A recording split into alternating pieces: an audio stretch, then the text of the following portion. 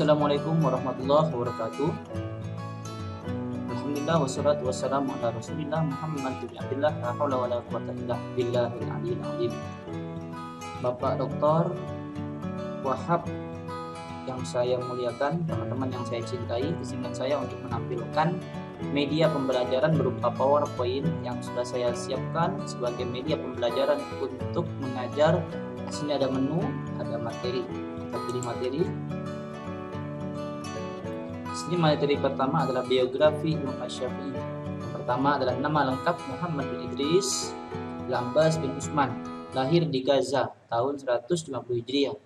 Orang tua, ayahnya bernama Idris Al-Abbas, ibunya bernama Fatimah binti Ubaidillah. Kemudian Imam Syafi'i wafat pada tahun 204 Hijriah pada usia 54 tahun sesudah melaksanakan sholat maghrib petang Kamis malam Jumat akhir bulan Rajab. Kemudian kita pilih pendidikan Imam Syafi'i rahimahullahu ta'ala. Beliau seorang Imam Syafi'i hafal Al-Quran ketika berumur 7 tahun. Kemudian belajar bahasa Arab di perkampungan Bani Hudail ketika berumur 9 tahun. Kecilnya di Mekah bersama ibunya di Mekah beliau belajar fikih kepada Imam Malik, hafal kitab Muwatta yang tebalnya 1000 halaman lebih dalam waktu 9 malam. Belajar fikih Ra'yu kepada Imam Hasan Saiban di Irak. Kemudian Imam Syafi'i memiliki karya monumental. Adapun karya monumental Imam Syafi'i yang pertama adalah kitab Ar-Risalah. Yang kedua kitab Al-Um, yang ketiga kitab Ikhtilaf, dan yang keempat adalah kitab Al-Musnad. Selanjutnya kita akan mengklik keteladanan Imam Syafi'i rahimahullahu ta'ala. Imam Syafi'i adalah pribadi yang memiliki ketakwaan, kemudian memiliki wara', zuhud, sabar, dan ikhlas dalam menjalani kehidupan sehari-hari. Selanjutnya adalah video Imam Syafi'i rahimahullahu ta'ala. Kita klik. A'udzu billahi minasyaitonir rajim. Bismillahirrahmanirrahim. Sabbih isma rabbikal a'la alladzi khalaqa fasawwa walladzi qaddara fahada walladzi akhrajal mar'a. Usianya baru 15 tahun. Saat sang hakim memutuskan, remaja ini sudah dianggap layak mengeluarkan fatwa. Sebuah kecerdasan yang luar biasa. Meski begitu, ia tak serta-merta puas dengan ilmu yang dimilikinya. Ia memilih untuk menggali ilmu lebih dalam. Maka setiap ia mendengar seorang ulama menguasai bidang ilmu, ia segera belajar darinya. Hingga ia pun tercatat sebagai orang yang paling banyak berguru. Hasilnya pun luar biasa. Tak lama berselang, namanya terus bersinar hingga gagasan-gagasannya diikuti kaum muslimin di dunia hingga kini. Dialah Imam Syafi'i. Satu dari 4 imam besar yang mazhabnya diikuti kaum muslimin di dunia. Hidupnya penuh dengan keimanan, ketakwaan, kemuliaan, bahkan seluruhnya beliau miliki. Ini adalah orang yang dipuji oleh sekian banyak manusia di zaman. Ini adalah seorang yang memiliki kemuliaan, dimulai dari nasabnya, dari keilmuannya. Dari nasabnya, beliau memiliki nasab yang mana nasab tersebut bersambung dengan bangsa dan suku Quraisy, merupakan sebuah suku yang mulia di zaman dan di tanah Arab di zaman itu.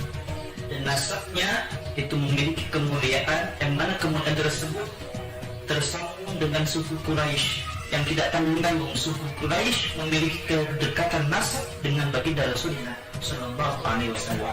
Nama lengkapnya adalah Muhammad bin Idris Asy-Syafi'i.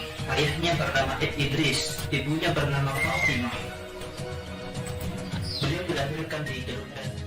dilahirkan di bulan Rajab di tahun 150 Hijriah. Dia ini merupakan sebuah catatan yang sangat luar biasa. Beliau bernasab mulia, dilahirkan di tempat yang mulia, dan di tahun di mana tahun itu wafatnya seorang ulama besar bernama Imam Abu Hanifah.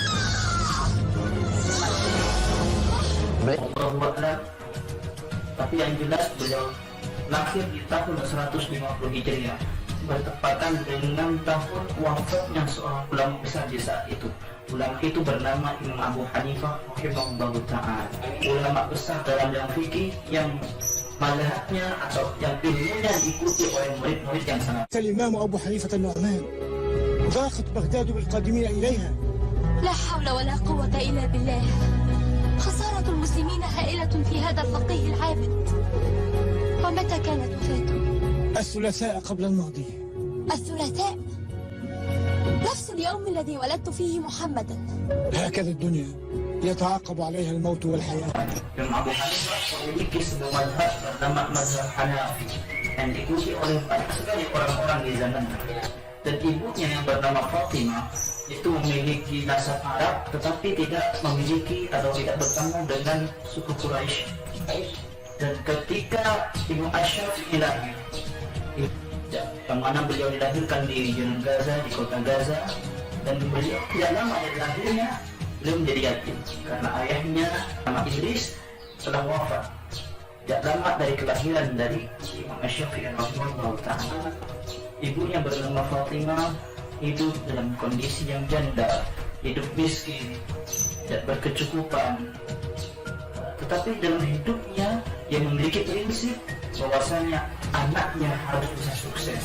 Akhirnya beliau memutuskan untuk kembali ke kota Mekah, yang mana Mekah pada saat itu merupakan tempat pusat perkembangan Islam, pusat peradaban Islam, sehingga beliau pergi membawa Asy-Syafi'i ke kota Mekah di situ.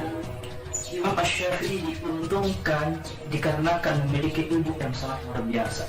Ibu yang berjuang untuk anaknya, ibu yang menginginkan Asy-Syafi'i sukses, ibu yang senantiasa ingin anaknya bisa menjadi ulama besar. Ketika beliau sampai ke Mekah, ibu memiliki strategi yang luar biasa. Bagaimana Imam Asy-Syafi'i menjadi orang yang sangat luar biasa saat ini, itu merupakan karya besar dari ibunya.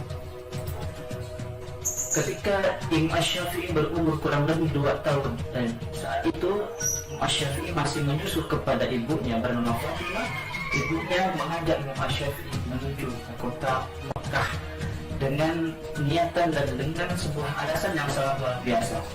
Mari nak kita pergi ke kota Mekah, kita cari nasabmu merupakan nasab Quraisy. Begitu sampai di Mekah, sang ibu memulai dengan strategi-strategi. Ibunya sadar bahwa jika Imam Asy-Syafi'i masih bersama dengan ibunya, anaknya Asy-Syafi'i akan menjadi seorang Syafi'i yang biasa. Maka ketika Imam Asy-Syafi'i berada di Mekah, beliau dulu bersama ulama mencari ilmu, merupakan sebuah sifat dari Imam Asy-Syafi'i, haus akan ilmu, haus akan pengetahuan, yang mana pada saat itu beliau belajar ke beberapa ulama di zamannya. Ketika Imam Asy-Syafi'i belajar Al-Quran, duduk bersama dengan para alim, para ulama yang paham dengan ilmu Al-Quran, maka Imam Asy-Syafi'i berhasil menghafal Al-Quran dalam umur yang 7 tahun.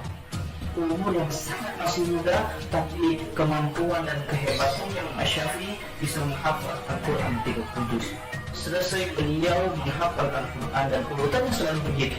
Setelah menghafal Al-Quran, beliau melanjutkan hafalannya menghafal hadis Nabi Baginda Rasulullah Sallallahu Alaihi Wasallam. Di saat itu ada sebuah kitab yang menjadi perbincangan masyarakat di zamannya. Merupakan sebuah kitab bernama Kitab Muwatta karya Imam Malik, yang pada saat itu Imam Malik masih hidup di zamannya. Saat itu Asy-Syafi'i memutuskan untuk belajar bahasa, kekuatan bahasa. Ketika tidak ada seorang yang besar tanpa bahasa yang hebat, maka kekuatan dari bahasa ini menentukan kehebatan Imam Asy-Syafi'i. Maka berangkatlah Imam Asy-Syafi'i ke suku Hudayy, yang mana suku Hudayy ini merupakan suku min aqsal Arab, dari orang-orang yang paling fasih bisanya ketika membaca bahasa Arab. Maka belajar Imam Asy-Syafi'i kepada suku Hudayy, maka tidak ada Imam Asy-Syafi'i selain bisa hafal Al-Quran, hafal hadis, bahkan beliau hafal terhadap ilmu bahasa. Ketika sedang dalam perjalanan, beliau menendangkan sebuah syair yang kebetulan di belakang beliau terdapat seorang kafir. seorang penulis. Ketika ditepuk pundaknya Syafi'i, Syafi'i kaget, dan saat itu Syafi'i menoleh dan menengok ke belakang dan berkata yang namanya seorang khatib dan penulis tadi, orang seperti kamu akan jatuh martabatnya, akan jatuh kehebatannya jika hanya menghafal syair-syair. Maka saran saya, belajarlah fikih, pahami ilmu fikih, maka derajatmu akan tinggi nantinya, martabatmu akan hebat nantinya. Maka pada saat itu beliau belajar dengan seorang ulama, seorang qadhi, seorang mufti yang tidak diangkat menjadi mufti kecuali karena keilmuannya, bernama Muslim bin Walid Az-Zanji.